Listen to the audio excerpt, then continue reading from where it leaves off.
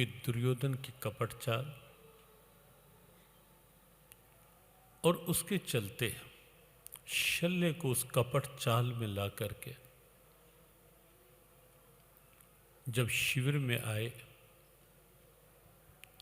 प्रसन्न हो थे ही, पूछ बैठे क्या चाहते हो।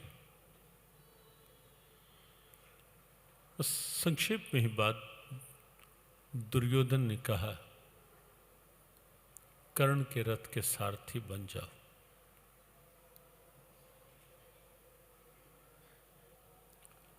देखो, कपट की जो स्थितियां होती है ना, कल एक बात कही गई थी कि प्रथम अध्याय के दूसरे श्लोक में श्री गीता जी में दुर्योधन का प्रवेश है।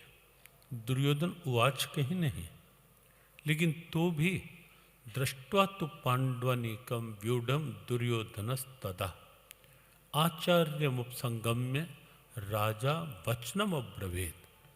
दुर्योधन की बात तो है ही, लेकिन दूसरे श्लोक से लेकर 11वें श्लोक तक जो 10 श्लोक में है, वो भले पढ़ने में आपको नहीं लगेगा कि केवल दुर्योधन योद्धाओं के नाम बता रहा है, लेकिन विचार दृष्टि से यदि आप देखेंगे तो आपको लगेगा कि उन श्लोकों में दुर्योधन के भीतर क्या है वो सब कुछ दिख रहा है।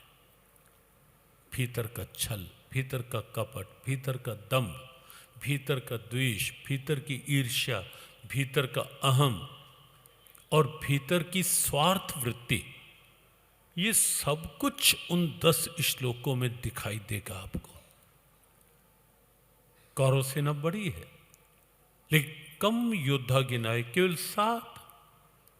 पांडव सेना छोटी है, 19 नाम गिना डाले महारथियों के। और फिर ये भी कह दिया कि भीष्म के द्वारा संरक्षित हमारी सेना अपर्याप्त है।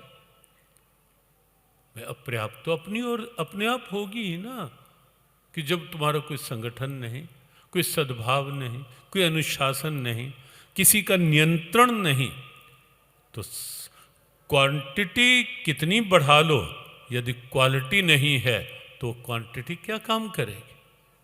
और कौरव सेना की यही समस्या है, क्वांटिटी है लेकिन क्वालिटी कहीं ही नहीं। न संगठन की, न सद्भाव की, न अनुशासन की, न किसी की बात मानने की, न किसी की बात सुनने की, कुछ नहीं। और काम क्या करती है स्थिति?